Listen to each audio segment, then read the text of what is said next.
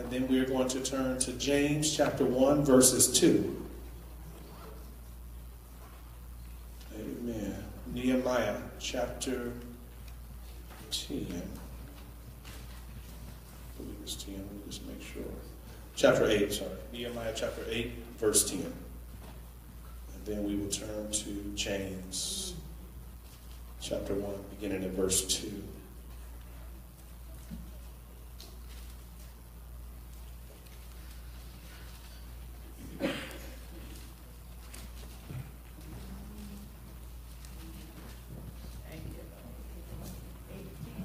Yes, Nehemiah 8, verse 10, and then we will go right over to James chapter 1 and begin at verse 2.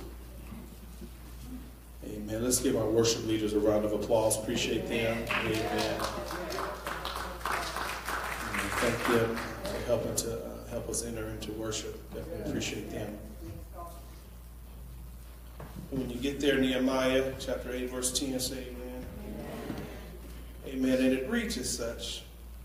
It says, Then said unto them, Go your way, eat the fat, and drink the sweet, and set petitions unto them, for whom nothing is prepared. For this day is holy unto our Lord.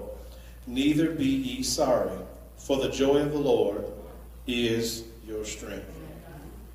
And we will go to James chapter 1, beginning at verse 2. When you get there, say amen. And James chapter 1, beginning at verse 2, says it like this. My brethren, count it all joy when ye fall into diverse temptation. But knowing this, that the trying of your faith does something. It worketh patience. But let patience have her perfect work, that ye may be perfect and entire, wanting nothing. Verse 5 says, And if any of you lack wisdom, let him ask of God that giveth to all men liberally, and not upbraideth not. And it shall be given him. But let him ask in faith. This is how we ask, not wavering. For he that wavereth is like a wave of a sea, driven with the winds and tossed. For let not the man think that he shall receive anything of the Lord.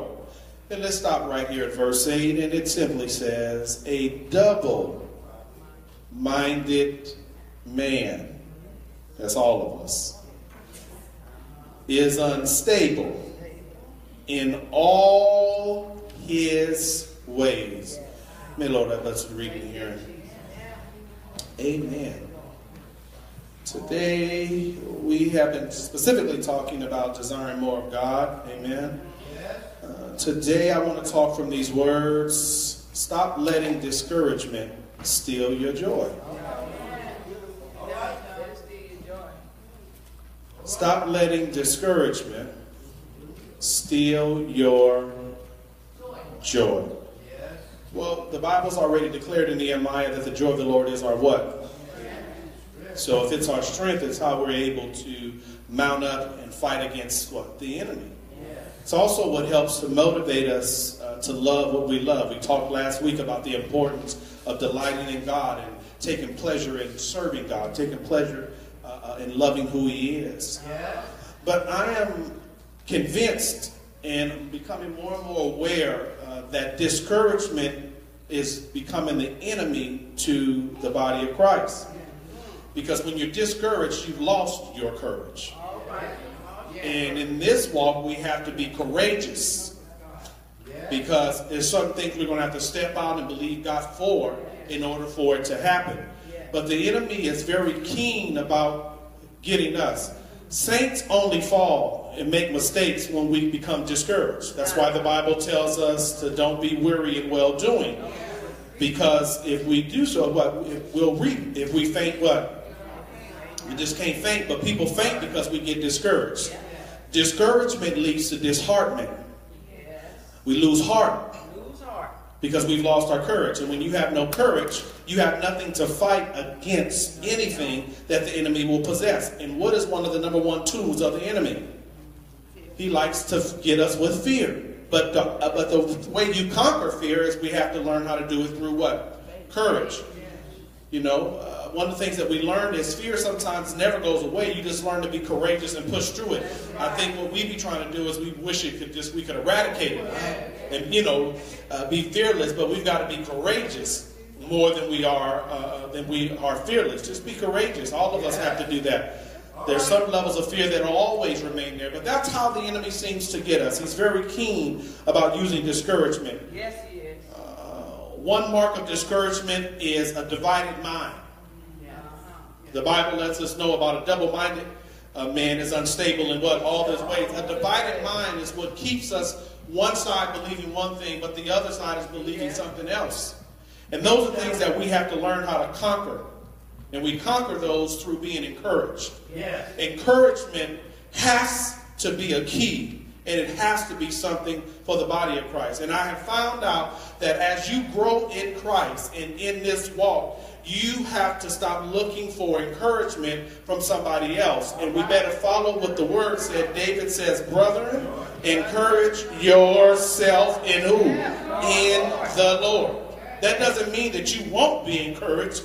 It just means that if you become codependent on everybody else encouraging you, when that season is over in your life, you will go right back to being discouraged. But if we learn how to encourage ourselves in the Lord, He's the only sustaining power. He's the only one that has a word that is ground enough to keep us. But we have to learn to stop allowing and letting discouragement. All of us, when discouragement comes, we let it fester. We let it stay. Because we can choose not to remain discouraged. Just because something happened that you don't necessarily care about don't mean that I have to stay in a discouraging space. That's one of the reasons why we're changing our thought process, why we're trying to wake up to hope. It's not that you're not going to run up against discouraging things. We just can't remain in a state of discouragement. It affects us as believers, our mind, our way of thinking. It's not good for our spirit. No, it's not. This is important for us to understand because one of the tools of the enemy is distractions. They affect every area of who we are. It causes us not to be indecisive when we are constantly being distracted by the enemy. Our decisions are prone to operate on our discouragement. And when you're making decisions off of discouragement and fear, you're always making the wrong decisions. It's not that we're ever making the right one. When we're always distracted, that's how he gets us. And we have to understand that there are things that we have to do in the body of Christ. That means to worship, to grow up, and believe God for greater things. We can't always wait for God to come down and send somebody to pull you out of a hole. When the word of God has been forth and has come forth, you know it. You have to use it and apply it. Found out something that when you're trying to conquer the enemy, any of us, you have to use the word. Yes, sir. But if you don't believe it, you won't respond to it. And if we're double-minded in our thinking means I'm unsure. One thing that I've learned, when it comes to God, you can't be unsure about the commitment you want to give to Him.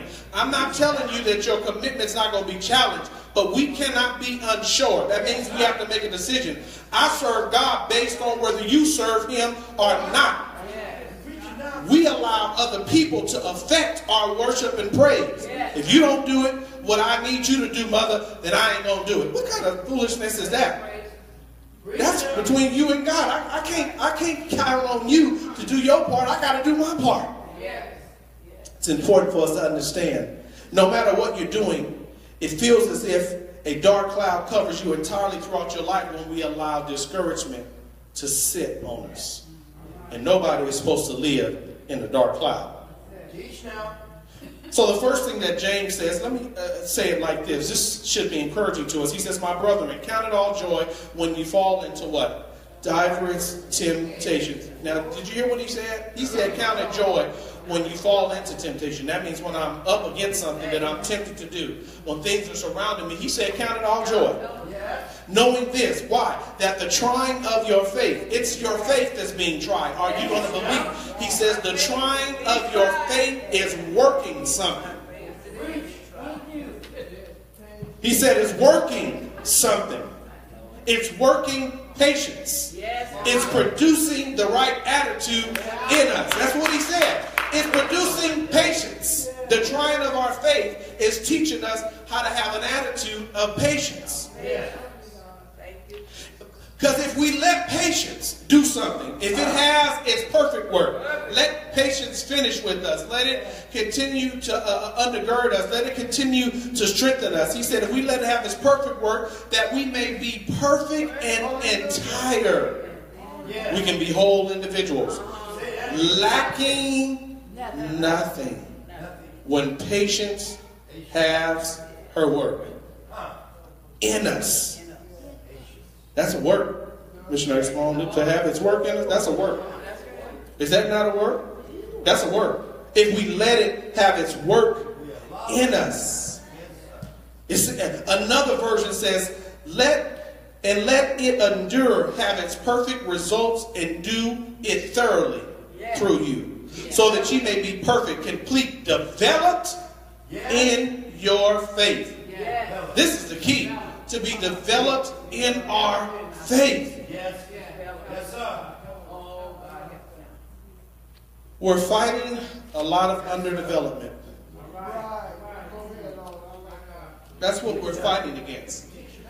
When we become adults and we know right from wrong and we continue to do things that are opposite, that's an underdeveloped mentality. That's what we're fighting. And a lot of that is because we're not letting patience. Now notice I didn't say let wait have her perfect work. I said let patience. Very different. Patience has a lot to do with our attitude and how we feel about God and about what we're going through. Patience. Not let wait have a perfect work. It says let patience have perfect work, meaning you can wait without patience. But what the word is talking about is allowing patience to have its perfect work and say, God, it's an underdeveloped way of thinking. Yes, sir. When we're struggling in areas that we know we don't have to struggle in, and say, God, I need you to help my undevelopment, because I need to develop to be a little more mature in my thinking. That's all it is. I have to put my thinking on another level. So that I can stop thinking in that way. The longer I think immaturely, I'll always create an excuse on why I can't do what I need to do. But when my thinking elevates, there's a song we sing that says, elevate your mind, let's go higher. When I think higher, and I think better, when I think in a encouraged state, not a discouraged. If you're already thinking you can't do it, you're not going to make it. It's amazing. We'll teach these little lessons to kids. You can do anything, and you don't even believe that. How are you going to give that kind of hope to a young person or a kid, and you don't believe it? You can do anything. I wish kids started asking us, do you believe that?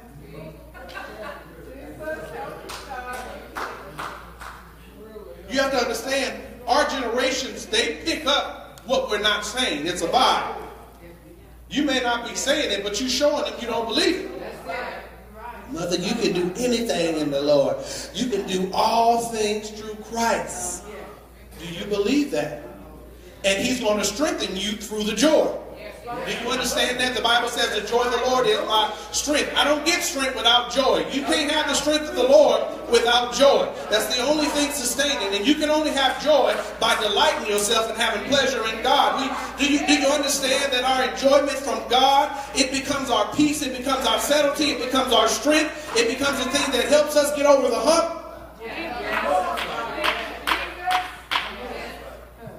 I'm finding out if the word don't change people, nobody else can change them.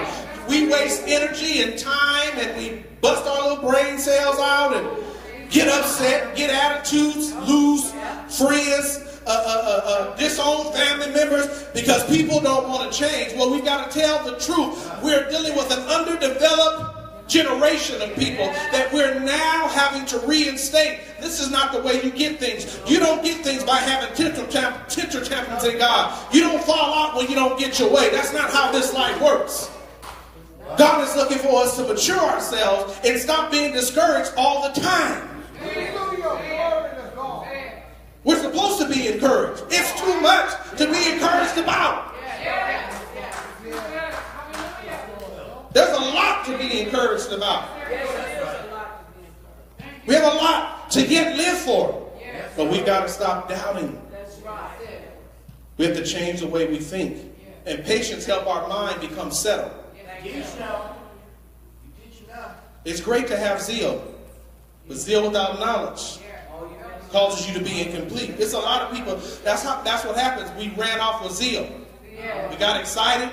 He done a wonderful work. You know how the Lord bless you real good. And he done something you never thought he would do. He got you out of a situation that you knew you shouldn't have been in. But if we don't have knowledge to keep us stable, we'll forget that same God that delivered us from way back then. We will forget he delivered us.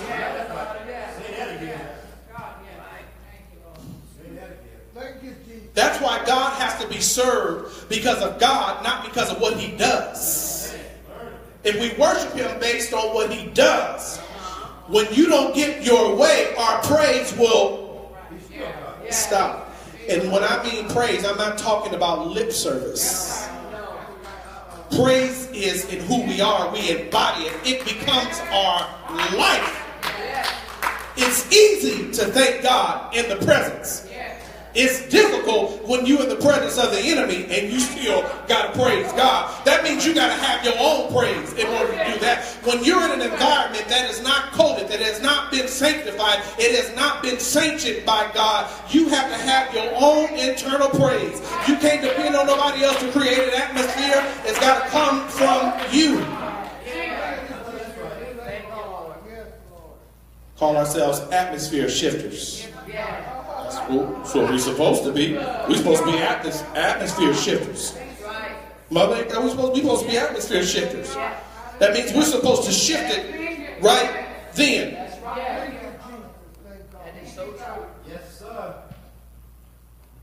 We've been doing a lot of great simplistic things. You know, the things that we think we know. We've been trying to pray, Mother. We've been trying to read our Word. We've been trying to fast, and you know, we've been trying to do good deeds. We've been trying to give to the poor, missionaries home. We've been trying to feed them, missionaries see what we're trying to feed the homeless and all that stuff, and we still not letting nothing inside of us change because we're discouraged while we're doing all that. We're discouraging fast. We're discouraging when we pray. We're praising God with a discouraged mentality because we don't even know if he's really doing it, and we're really trying to praise. We're trying to praise our way through, but we don't even have a spirit of praise. It's a spirit of doubt, and you have to have a spirit of praise, and you cannot focus. The one thing that I've learned, in order to give God what's due to him, your mind has to be off of what's going on with you. Praise to God have nothing to do with you. Worshiping God, this is for all of us. It has nothing to do with us and where we at and what we're in and what's going to happen when we leave and what's going to happen tomorrow. We are praising God because it's what's due to him. It's something in our spirit that ought to come out of us. When I worship him, and what he gonna do for me, I'm not doing it with an authentic purpose. It's not real. I'm here to tell you it's fake. It's based on something else. But when I give him thanks, not worried about what's going to happen to me. I didn't throw my kids in this time. I'm not concerned about what's going on in my life. I'm giving him what's due to him. I've learned you can't headlock God. You can't grab his arm. You can't twist it. You can't make him do what you want to do. He don't work like that. But you're freer. We're lighter. We're happier when we're doing it his way because we don't have to worry about the outcome because our job is to leave the outcome to God. That's why we have joy. Makes this thing pleasurable. You have to serve God with pleasure. Thanksgiving, it has to be pleasurable. If it's not, we're not going to enjoy this walk. This walk is supposed to be enjoyed. This is not a street walk. It's to be pleasured. It's to be enjoyed. It's easy to stop doing wrong when I love God enough to say, that's not helping me anyway. It's hard. It's not hard. You're hard-headed. It's not hard. We're hard-headed. It's not hard. It's us. The Bible, the word of the Lord calls us in the Old Testament, it calls us stiff-necked. That's us. That's not God. It's not the enemy that's trying to keep you from it. That's not what the enemy already has you locked up because he's keeping you from being real. Even though you sit in the kingdom of God, we still miss it. Because I'm listening to the word thinking it's for somebody else. I got somebody else in mind. I'm still concerned with how somebody mistreated me. I'm too old to be worried about who's mistreating me. God has been too good to spend that kind of time mentally worried about what somebody else is doing. I got to live for God. We act like we're getting younger. We're not getting younger. The body of Christ, we're aging. Yes, we are. I got time to fix this, mother. Why keep living this life? Live the life that you're supposed to live. It's important to understand that. Don't let discouragement get you. Because once discouragement gets us, it leads to the blame game. See, it's common to feel the need to point a finger at somebody else. You may want to find fault with God because he has allowed painful circumstances in your life. Or you may accuse others because of the way they treated you. Or perhaps you yourself feel guilty for poor choices or past mistakes. Blame is an empty activity.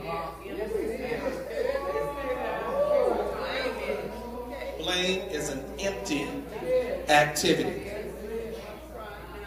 It wastes our time. No healing or restoration ever comes from trying to pin responsibility on someone else for hardships in your life. Did you hear me? No healing or restoration. That means the thing that you want the worst. You want to really be whole. You can't be restored and healed if it's always somebody else.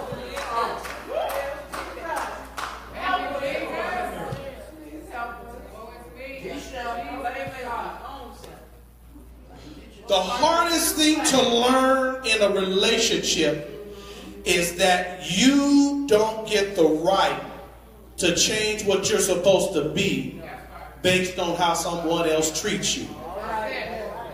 That's the struggle for believers. I have to remain steadfast to what I know is righteousness, not just right. What is righteous, so that I can stop being discouraged. You ought to want your joy. Some of you ain't never experienced joy. That's what's wrong. I'm going to tell you, because the Bible says once you've been ignited, see, I'm going to help you.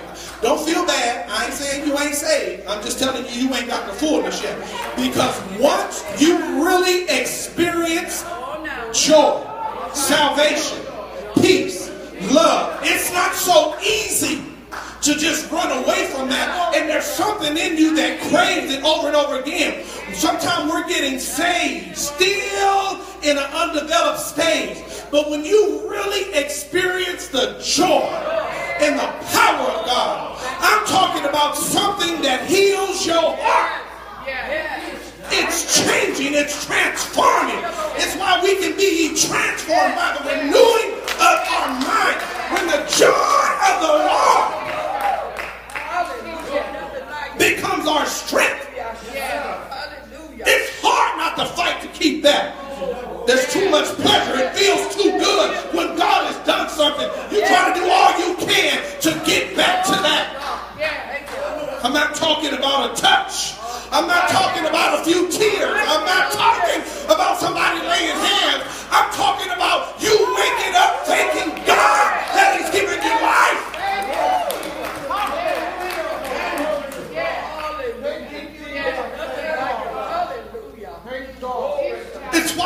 to worship him and praise him until the atmosphere changes and it shakes us and we come out of ourselves and our minds straighten up and our hearts get fixed. It's necessary when we've really experienced. Yes, sir. I didn't write it. The Word talked about it. Yes, Lord. We have to experience it, and that needs to be our goal. I know that's right.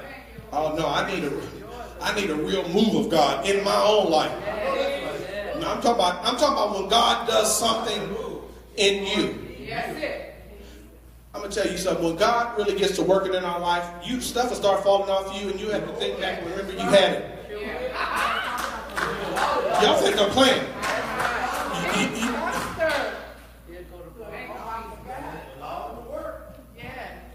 I use myself a lot because I don't like people to get offended. They still do, but I still use myself a lot. Okay. I remember I was in the state for a while, for some years. This was right before I got married, that I was just all messed up, tensed up. Everything in me was tensed up. Stress, everything. Nothing was working right in me. My wife can tell you, nothing was working right in me. Simple. It's like no matter what I ate, it was almost like my whole life was just, my whole body was full of it.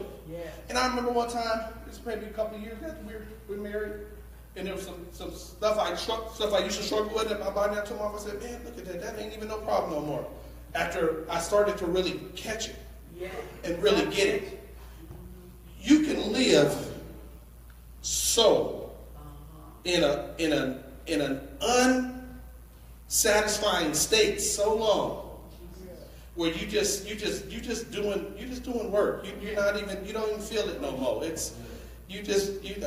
saved. I don't even believe it. No joy with it. I'm just trying to do right, mother. I'm just trying to do hard. When somebody asks you how you're doing, it's like pulling teeth. It's like you're like, oh, I'm just operating in the Lord, and I was just God, And the Lord was teaching me a lesson. He said, I'm gonna tell you something, son. He said, if you don't stop living from the next big miracle to the next one, you're gonna miss your whole life. He said, you keep on. We get so pinned up. Can I tell you where it stemmed from? I can talk about it only from me, but I can't talk about nobody else. See, I'm gonna tell you where it stemmed from me. That's why I talk about underdeveloped. See, I didn't get things as a kid for Christmas. All right. So I put all my stock in one time a year. Okay. I'm going somewhere with this. Okay. You see how I think? So every little year as a kid, I get myself pumped up thinking it's going to be our year. I'm going to get something for Christmas. New. Okay. Let me be clear. New. Because my grandma would go wash some old toys off and put them out. I was like, I want these toys. But I'm just telling you like it is. She brought this old little ugly Christmas tree out. It didn't even put nothing on it. Didn't put no light on it.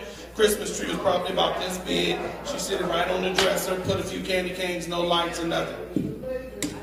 I was like, maybe this Christmas I'll get something. So I remember this one Christmas that just was the straw that broke the camel's back. I wanted a bike. I had asked. I asked everybody I could. Aunties, uncles, somebody should have pieced some money together. Jesus. So I was like, somebody give me a bike, okay? So I was really believing that I was going to have a bike that Christmas, y'all. I had put in my spirit, I had it ready. I woke up early. Hallelujah.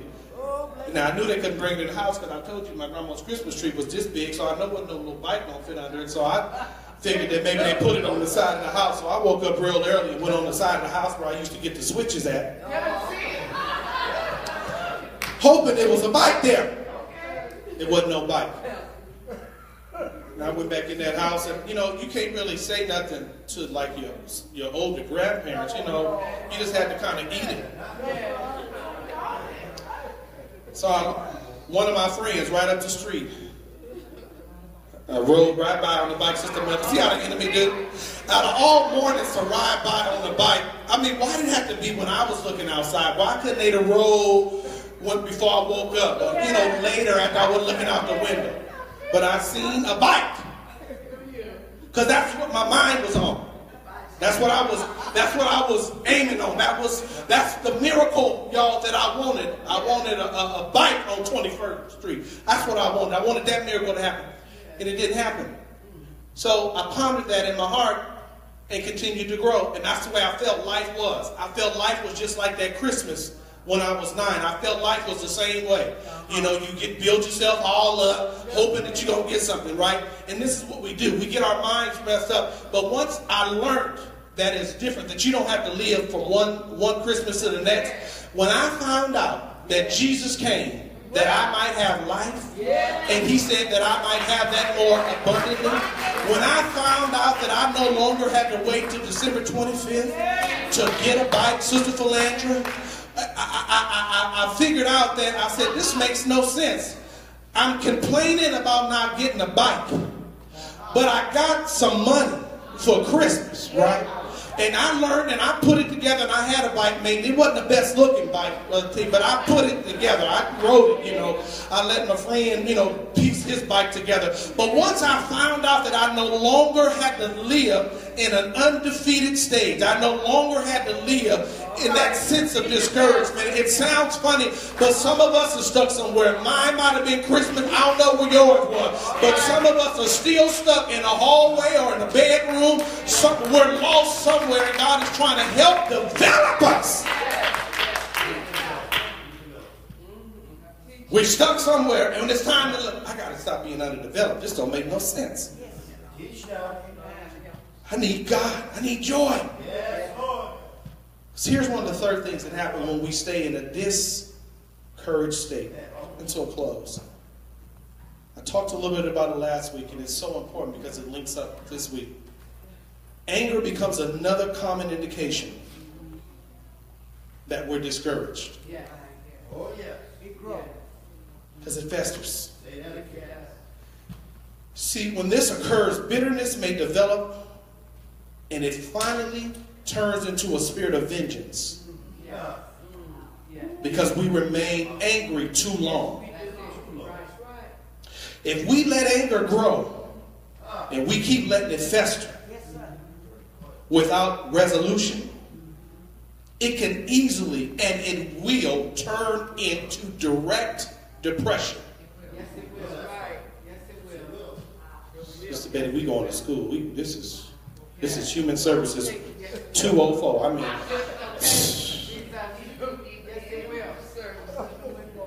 that's exactly what this is. Human Services. I'm your social worker today. Hallelujah. That thing turned right into direct depression. And it is hard to motivate depression. It's also a spirit that hovers in the kingdom too often, especially in churches. Because it's high. It can hide itself. It can mask. Depression can be masked real good, mother. It can be masked real good.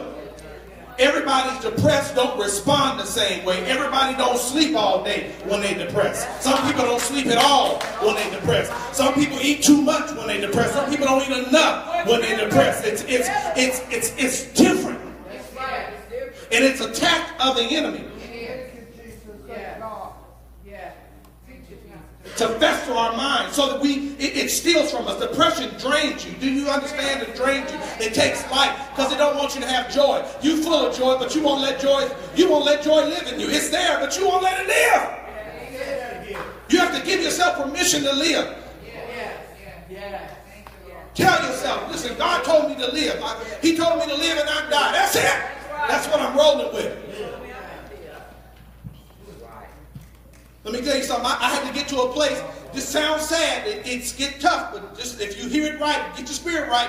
Listen, you have to get to a place that no matter how many people die, and if he's telling you to live, you better live on. And see, I know what happens, because what happens is we get caught up in that circle, and what depression does is it attaches itself to everything. But I had to get to one place. I said, look, somebody was like, so-and-so. I said, oh, so bad. I'm so sorry to hear that.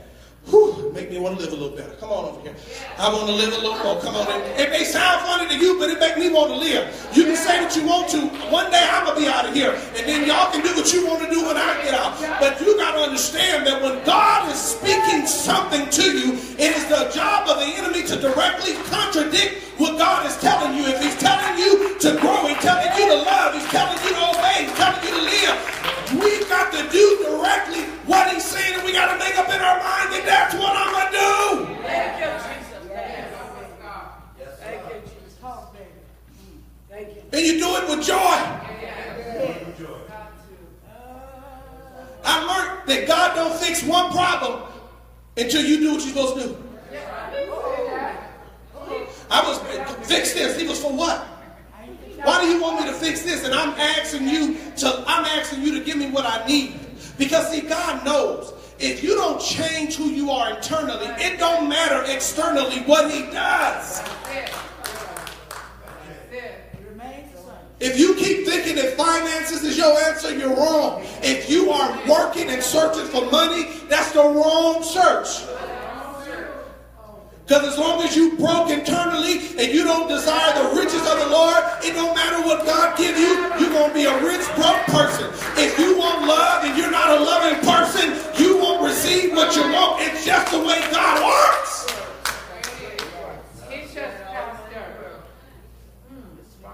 It's just true. Resentment can act like a cancer that slowly spreads and it invades every aspect of our lives. There's some great stuff. The trait describes. We shouldn't expect believers to act like this, but we are. It's too evident. The enemy is coming too often, bringing the same foolishness to us. It's foolishness because it don't have no real ground. Because God is supposed to be more powerful, which he is. We have to make a decision internally within ourselves, as James has told us. He told us to get happy when we fall into temptation. That sounds backwards. He said we should take joy in it. First of all, you should feel good about you being in a place now that what you used to want, you now got to fight to get against it. You should get excited. You should ask God, because God will make a way of an escape for us. We should thank God. It's interesting that God will tell us to get joy when we fall into diverse temptation. See how God works? He knows these are the only things that's going to strengthen us. It's important to us.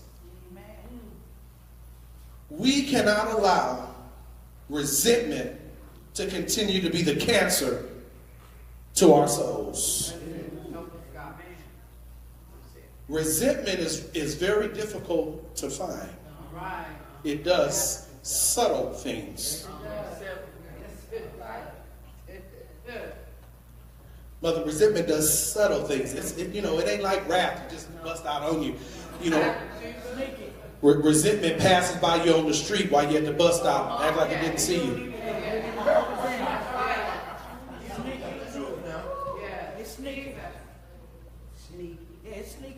Missionary, resentment gets 3 drinks. There's 4 of y'all here, and give 2 drinks here and 1 here. I'll go get you another one.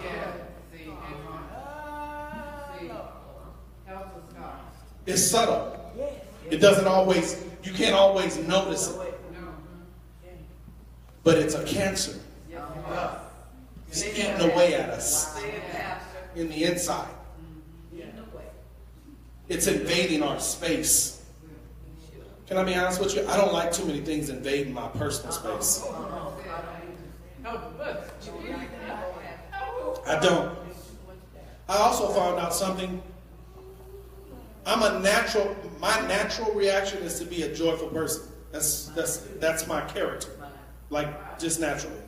And I know it had to be God, because only he knew what kind of trauma I was going to experience coming in this world. I'm trying to help somebody. See, we got to go back to what he really put in us. We keep looking and serving God through too many negative experiences and not enough good ones.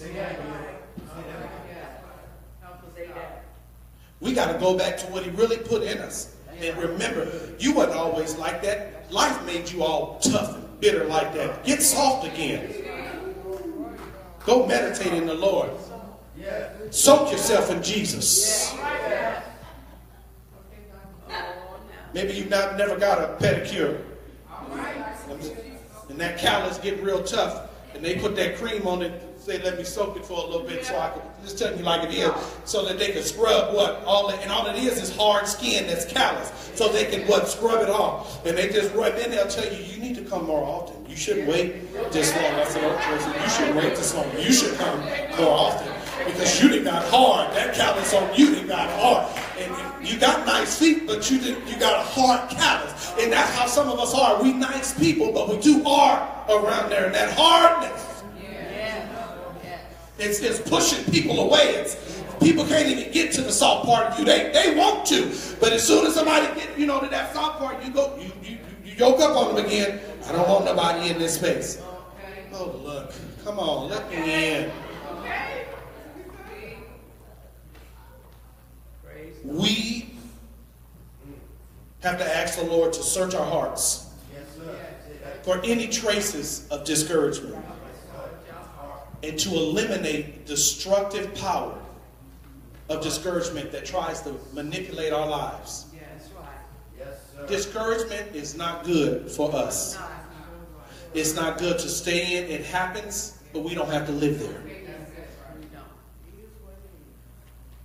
I don't tell people to deny truth.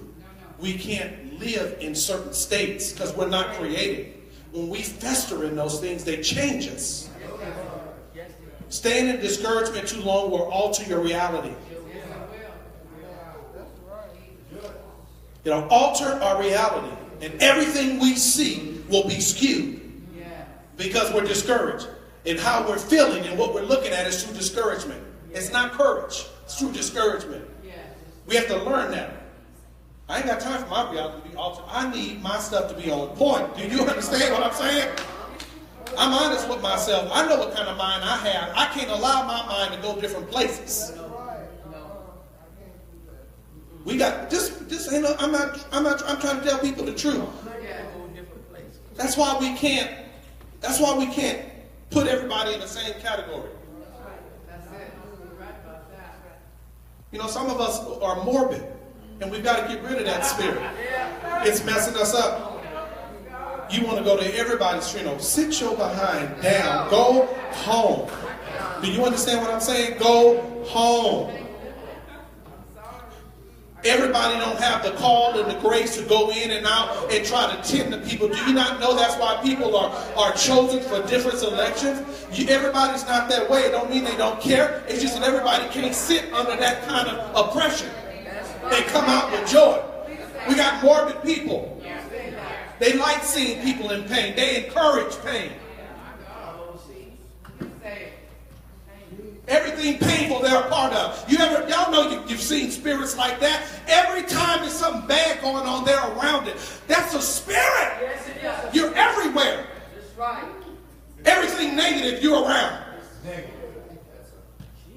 Somebody got pushed over the cliff. If it's a news clipping, I see your car there. What's wrong? It's the enemy.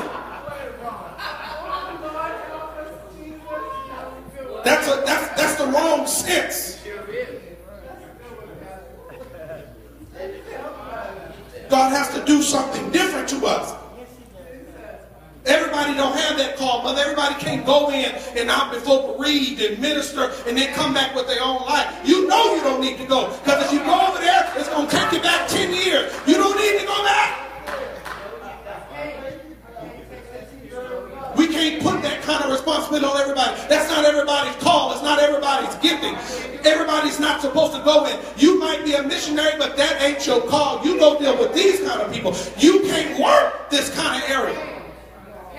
You're already in discouragement. You shouldn't go to a discouraging event when you're discouraged. That's right. That's right. You have to know where you are. You have to be aware of where you are. And you have to say, God, I'm trying to get better. The reason I'm selective about where I invest my energy and my time is because I know what I can take and I know what I cannot take.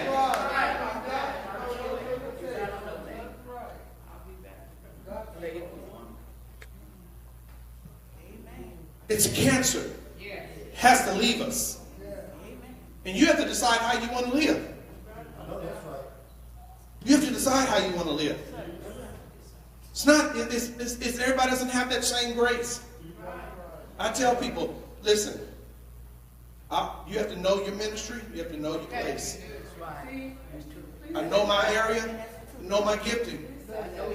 And I take joy and I take pleasure in it. Because when you operate outside of what you're called, you're going to put something on yourself that you cannot lift off.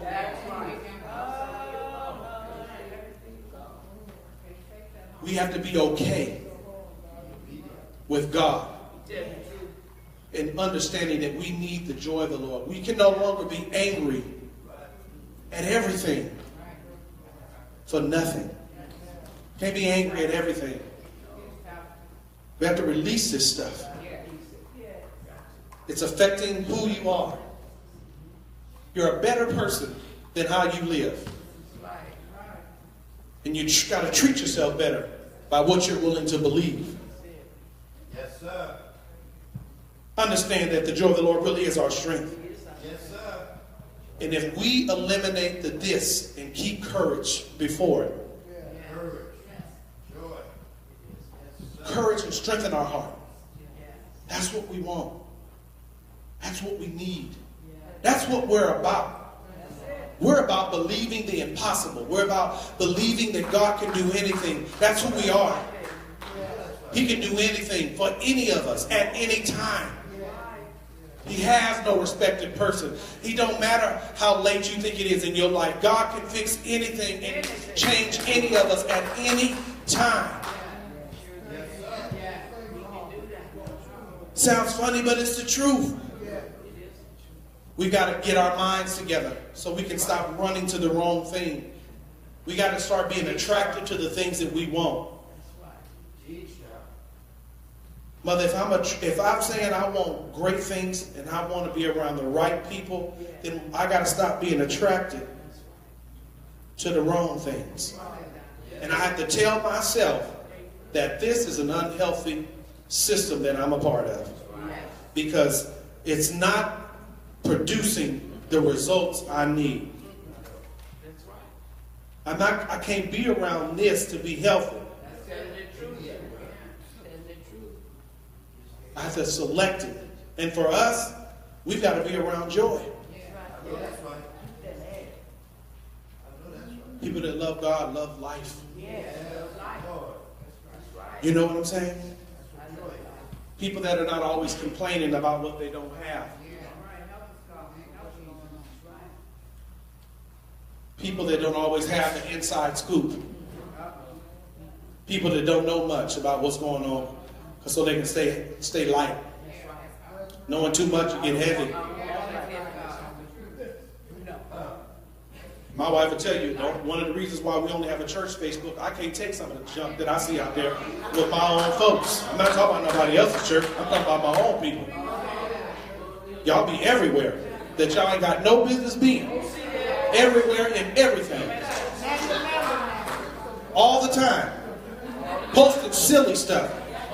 I can't get you to stick with a Bible study, but you got so much inspirational word for everybody. I want you to get off of Facebook. I want you to get saved, and I want to see you on Wednesday night, because we've got to get it right. You off, it's off. It makes no sense. What it does is it puts a weight on the ministry. You make us do all this work and you go out acting a nut. Get your life together.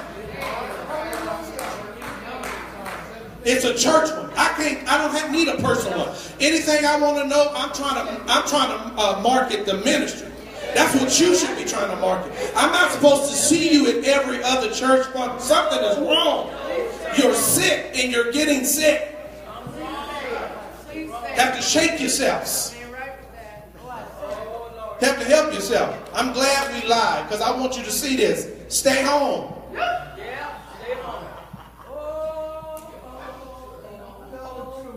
We have to be healthy. We're unhealthy. It's affecting us. Your mind. Your mind is weak anyway, so don't keep putting stuff. You're not as strong as you think you are. You shouldn't connect to everything that doesn't have your best interest and your purpose. God selects us because this is what we're trying to do. You hear the word that he's speaking to this ministry about hope, and you're dealing with people that are hopeless. That makes absolutely no sense. You have to stick where the leadership is pushing us. It's trying to deliver us.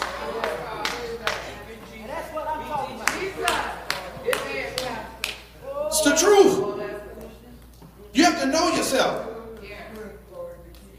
We have to continue to go. Do you not see the enemy and how he is literally deceiving the world? Do you not see what's happening if we don't line it up? We have a responsibility to the world. Do you not understand? It's our job as believers to show the example to the world. You expect the world to do, but we have to be the example. You have to be the example.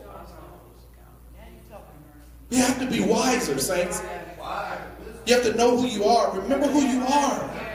You're called to a higher calling than that. You can't interact like everybody. I'm not trying to steal your life. I want you to be wiser about what you invest in. Because when you stick something out on social media in the world, it's there forever. Do you not understand? I don't care if you take it out on this site. It can be ripped from this. It's there. And even if you change later, people will always go back to what you said. I love you. I love you. And I'm talking about NGL. I ain't talking about the world right now. Just us. I love you. And those of you that are live streaming, because you said you couldn't be here today. Some of you couldn't, but some of you could. I'm talking to you. You have to stop lying to yourself and to ministry. God has been too gracious and too good for us to keep playing games. It makes the church look ridiculous. And the church ain't ridiculous. People are ridiculous. But the body of believers, what God has established, is true. We have to make him look better than what it is. I'm going to start searching you, and I'm going to start posting stuff to you. I'm going to take some time. I got you, because I see that's how you communicate. I'm going to get right on there with you, and I'm going to send you a message. I'm going to say, hey, I see you. This is your leader.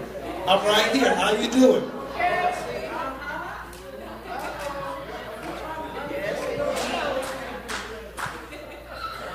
Sounds funny, but it's true. I found out something.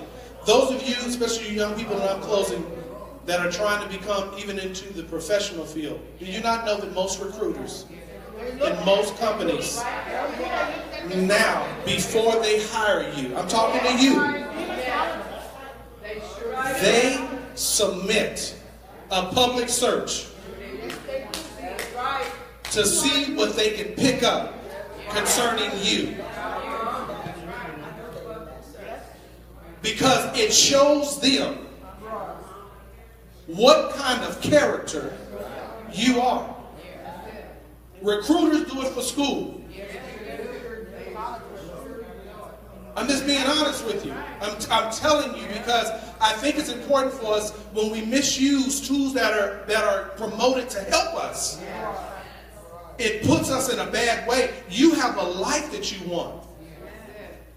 And some of you all are young now. You put the wrong thing on, you have kids. One day they'll search. And they'll pull you up. And what posture do you want to be in as a believer? I'm not telling you people don't make mistakes. I'm saying that we can do a better job. Sometimes we're on there because we're discouraged. You're searching for hope. But I'm here to tell you, if you search in the wrong place, you're going to pick up something that ain't going to be hope. It's going to be manipulative. And then the next thing you know, you're caught up in something that's not even part of who you are. Let me give you an old too. It may sound like an oldie, but it's a goodie. When you're low and you're searching for real answers, you don't search out in space. You don't, that's not what you do. You go to the foundation of where truth is. The reason I can tell you and speak this because I've had the same feelings. I've had to fight some of the same stuff. But how I got through it is I had good leaders. And when I couldn't believe nobody else, I'm just telling you like it is, I listened to healthy leadership and it helped me. That's right. To this day, I thank God for healthy leaders. I'll never forget it. I was a teenager. And you know, so many things are going on when you're young. You know, it's things here.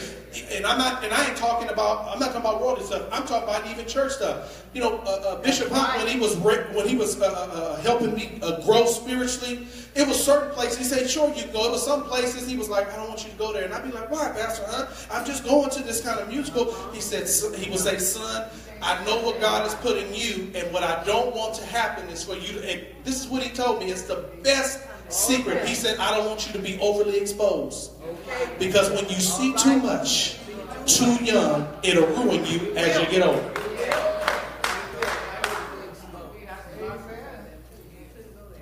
Some of you all thought Doc was hard when he put us on date fasts and all that kind of stuff. Because he could see our flesh burning up. He could see us getting ready in the spirit to make a mistake that was going to cost us.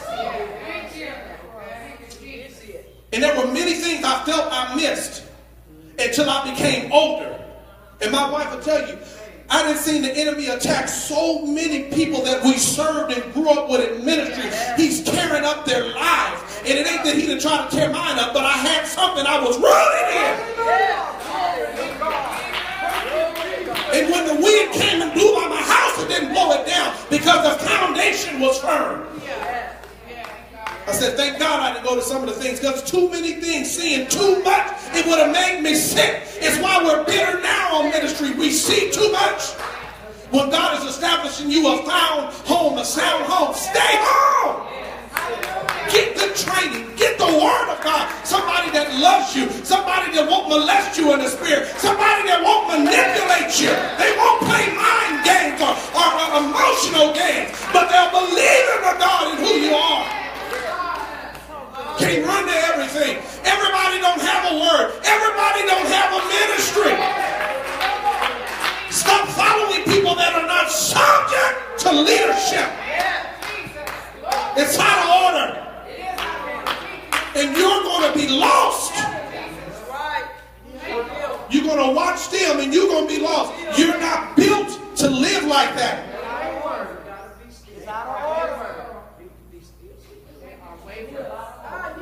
Here's an example. You know, if we teach our children the truth and we teach them right and honesty, I'm not telling you they ain't gonna lie. But when you teach them right, they're not built to live that way. And they can't stay in that stage. What I'm telling you is God has too much for us. And you're not built to take a bunch of junk. Let nothing sideswipe you. Sounds funny. You just strict. You don't want me? No, it's nothing like that. He said, I said, thank you. He saw this day. What it does is it makes you sound. We have to be careful, people of God. We can't follow everybody's doctrine. It don't mean that any man is perfect. That's not what I'm telling you. I'm not telling you that I'm perfect. I'm not telling you I do everything right. What I do is I try to stay connected to God. Yes. And if I teach you God, if I go off, you can stick with God. Do you understand? Many people are not teaching God. They're preaching themselves. It's themselves. It's themselves. It's themselves. It's their work. It's their ministry. It doesn't build the kingdom. I'm telling you now. I'll tell anybody, this is the truth. The Lord does not want us to be a wonder in the world and a blunder at home. He don't want us to be a wonder in the world We've got to line it all up, Missionary Sloan. It's all got to be right. I can't dress in holy garments. Friday night, you see me in my glory.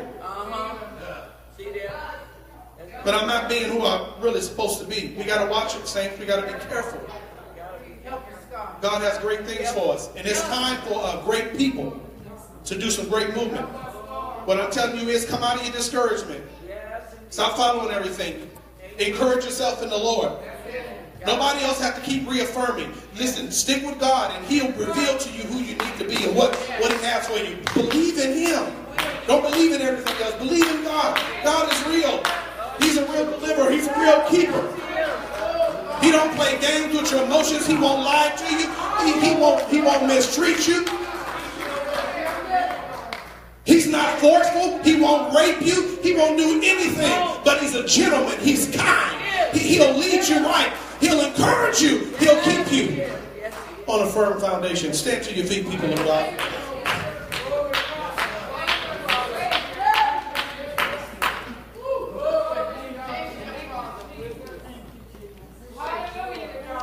We have to love God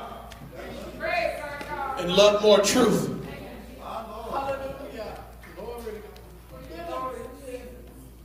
When you follow God and His guidance, He'll lead us right.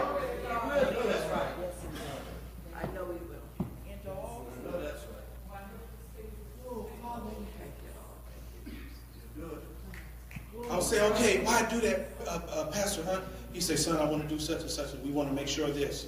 And I said, okay. And can I tell you something? Because I was obedient. Whenever I got in trouble, I always had God and Him to come to the rescue. He could always pull a word for me. And then I could look at his life and say, how did you get over that? And he say, son, this is what you stick with. It's the same way. Many of us have been blessed. Some of us have been fortunate, meaning we've been blessed to have some good leaders. Everybody doesn't get that. It's just true. Our job is to lead and guide people to God. It's not to promote our own agenda. It's not to talk about us. It's to promote God and help us become what He wants us to become. That's right. That's what our job is. And we have to stand against anything that won't promote your healthiness. I love God and I love you and the God in you. I want you to be what God wants. That is whole, complete people with the life that He really has orchestrated for you. Some of us, He's got some great things for us. I'm telling you, it's beautiful. Just great things for us. Blow our minds. All we have to do is roll with it. And when you get a little antsy and you think it ain't happening fast enough, just calm down. It's going to come. It's going to come. You don't have to worry about it. What's for you will come. You ain't got to jump ship. It'll be yours. Don't worry about it. God got it for you. You understand that? It's for us. Don't worry about it. He got it for you. You're not missing anything. That's what I'm here to tell you. You're not missing anything.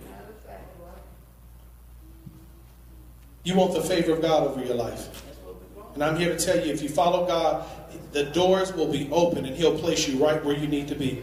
I'm telling you, without you having to do anything, you'll just obey Him and He'll just march you right up to where you need to be. That's how good He is. He'll just open it, booyah. That's for you. I had it protected and covered. I had it protected for you. It's always been here for you, but I wanted to make sure your mind was right. I wanted to make sure you were emotionally ready. So that when I could give you what I have for you, I know you're not going to mess it up. Because you're going to honor me. We got to stay humble before God. Stay humble before His people. We have to become delivered from discouragement because it turns into other things.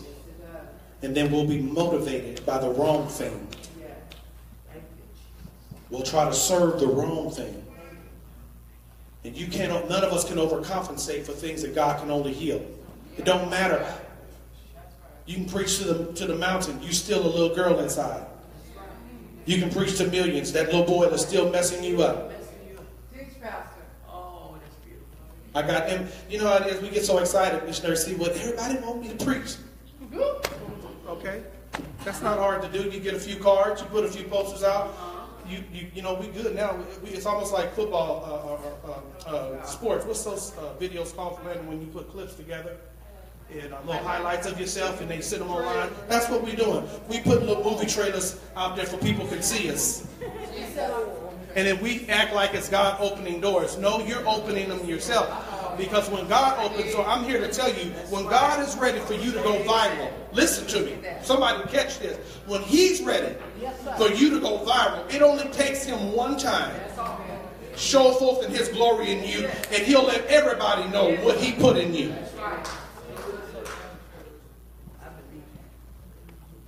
And all doors are open for you. The doors that need to open for you. There's some doors I wish they would close. It's not healthy for us to do that because they keep helping us feed the wrong thing. Sister Missionary Sloan, I want people to tell us the truth.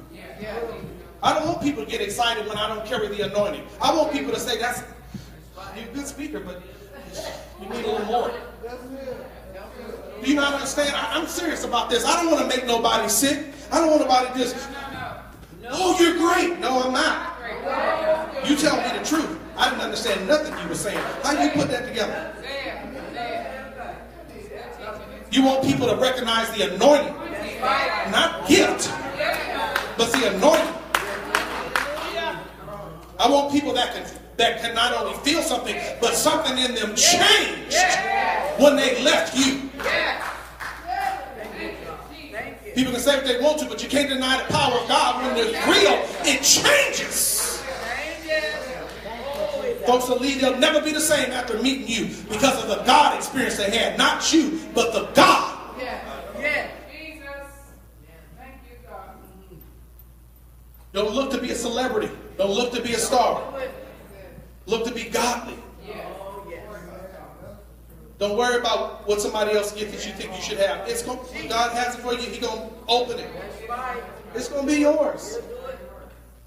It's the truth. Don't get so caught up in admiration. I don't look at Jakes trying to be Jakes. I look at him because I'm inspired. When he says something, I'm blessed by it. But my mind ain't to be him. He has a unique call. It is not many people, trust me when I tell you, that can walk those kind of grounds and not be influenced. Most of us will change. Everybody don't have that. Every door that's open for you, you're not ready. I say thank God for him, and I pray for these men of God. These Blakes, everybody can't do what they do. But I want to be effective at home, and I want to be effective in my community. I want folks to know I want King to know me. You know, if you know me outside of California, praise God. But I want to be effective in those areas that are closest to us. You know what I'm saying? All of us are not going to have thousands. Some will be hundreds. Work that. It's okay. You think about what that man does. These women and men of God that we so admire. Pray for them. Because you think you're fighting something. I can imagine the levels of temptation that falls in their hands. It's some real intelligent people, smarter than you. And they're so good that they'll convince you before you even know it. Everybody don't have that type of grace. Thank God for what he's given you. Allowing you to go in and out and no harm happens. Thank God for it. It's time to have joy. Saints. No more discouragement. Heads bowed. God, we thank you and trust you. We love you. Appreciate you for who you are and all that you do. Thank you for the word. Thank you for what you're doing, what you're trying to help us to become. God, I pray, God, that you give us a special grace and the strength through our joy to be able to combat discouragement. Things that come up against us, opposition, struggle, stress. Enemy is a liar. Yes, he is. Yes. And our mind is an enemy against God. So help us to transform, be the people we need to be, to think the way we need to be. Give us wisdom, not to fall for everything, but to stick with you. Sound doctrine. God, it's not about us all being perfect. It's about us striving for perfection, trying to be mature in you, and making sure that we do it the way that you've designed it for us. We appreciate you now for being patient and loving. And God, now we speak to discouragement in our hearts, and we ask for courage to come forth. That's what we're going to live with. That's what we're going to push. That's what we're going to live. We thank you now. Let the people of God say, thank God. Amen. Come on, put your hands together and give the Lord a praise. Amen. Our tithers are going to come prepare at this time to give. We're going to do our offering. Amen. And then we're going to hear a lovely